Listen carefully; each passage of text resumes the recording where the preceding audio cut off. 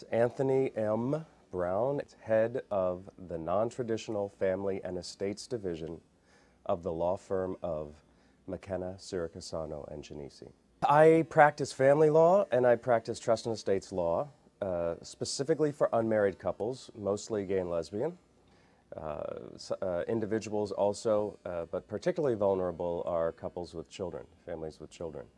So I write wills, I write living wills, healthcare documentation, I write partnership agreements, I write parenting agreements, I assist couples through the second parent adoption process. Dispute resolution for gay and lesbian couples, which is innately more difficult than it is for married couples because there's no law to create a structure through which to dissolve a relationship. So it's very challenging work. It's very interesting work, and it's something that I have to say to the credit of my law firm, McKenna, Siricasano, and Genesi. They were very open to a marketing proposal that I submitted to them, and that's how this position actually happened. Because I knew when I got out of law school that I did not want to go into a traditional trust and estates department at a larger firm, that type of life for me, it was not the reason why I went to law school. I went to law school to be a more effective marriage advocate. And I knew that I needed to work one-on-one with people, but I needed to do it in a way that was not only business-wise making money for a law firm, but it was educating the public at the same time. It was telling people, letting people know exactly what protections are available to them and how they can access them. So I created a marketing proposal. I pitched it to the managing partner, Lou Siricasano, at my firm, who has been practicing traditional matrimonial law, divorce law, for the last 30 years. And he had, for a long time, wanted to reach out to the gay and lesbian community because he had started to see in his practice transgendered couples who had gotten married and now were divorcing, or couples who were divorcing because one partner discovered that they were gay. And he was very open to reaching out to the community. So he read my proposal, he liked it, and I've been there now for over 2 years. I was practicing for a year before that while I was waiting to get my, to be admitted to the bar. I'd taken the exam, and it's an incredibly long amount of time you have to wait from when you take the bar exam till you're admitted.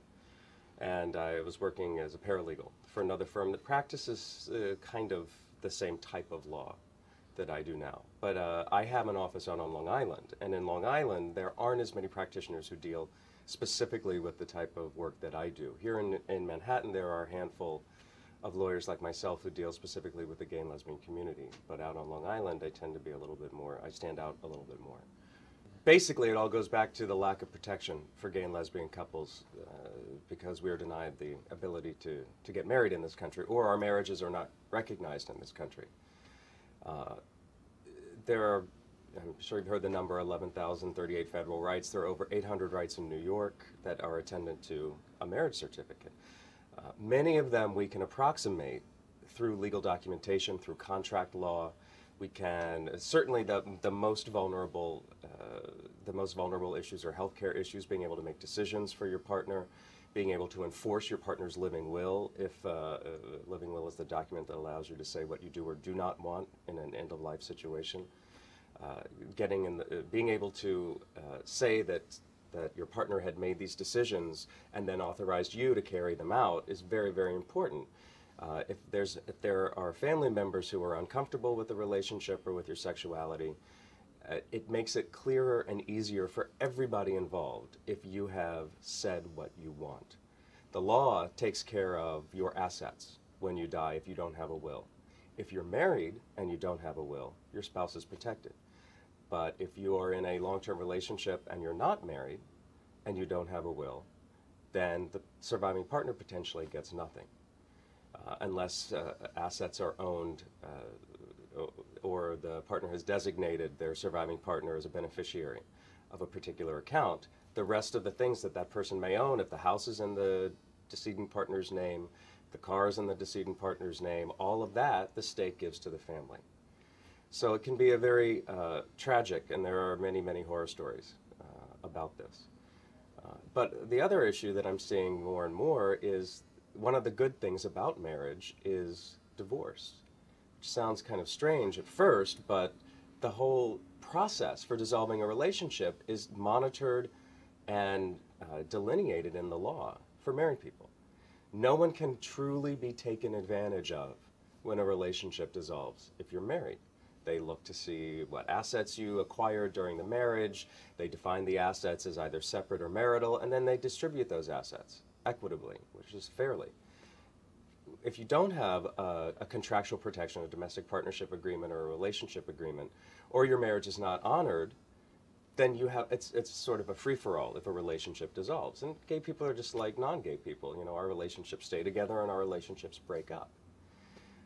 It's very interesting to see some of the studies that the anti-equality opposition use saying that gay people don't have monogamous relationships or gay people don't have long-term relationships when all of this is being judged in a world where our relationships have never been sanctioned and have never been protected. And if those relationships were protected and honored by society as a whole, I'm sure those numbers would fall directly in line with the numbers for non-gay people, which aren't that great anyway. And it is so important that not only gay people see couples that have been in long-term relationships or gay families with children, but that the rest of the world sees that. Because I think the myth is, well, you know, I don't know any gay people, or I haven't seen a gay family, I don't know what that's like. You know, for instance, when Rosie O'Donnell on her show said, "You've known me for the longest time, you've known my children for the longest time, now you know a gay family." That was huge. Just creating the visual imagery out there and telling the stories of these people, it's so important. Because the rest of the world, gay and non-gay, need to realize that, you know what, our stories are so much like everybody else's stories. This is the reason why a group of friends created a nonprofit organization that I'm on the board of, the Wedding Party. We created this organization because there were no accurate images of gay and lesbian couples out there.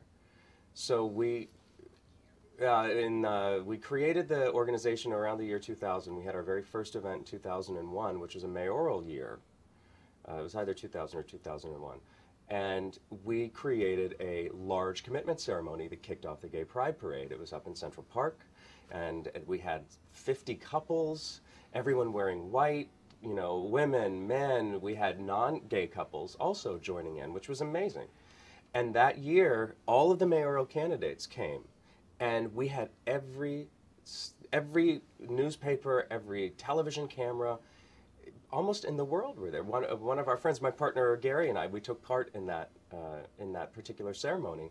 Somebody called us and said, "I was in the airport in Manila, in the Philippines, and I saw you and Gary on CNN International."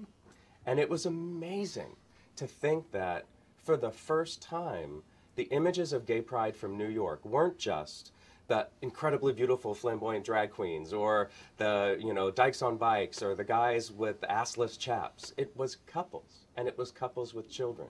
And it was the first year that those images, we were on the front page of the Times that year, we were in Daily News, we were in the New York Post, all over the local television stations. It was landmark. It was huge.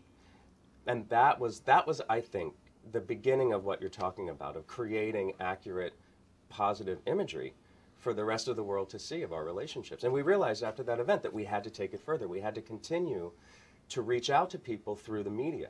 So that's when we created we sort of took over with Marriage Equality New York, the Same-Sex Wedding Expo.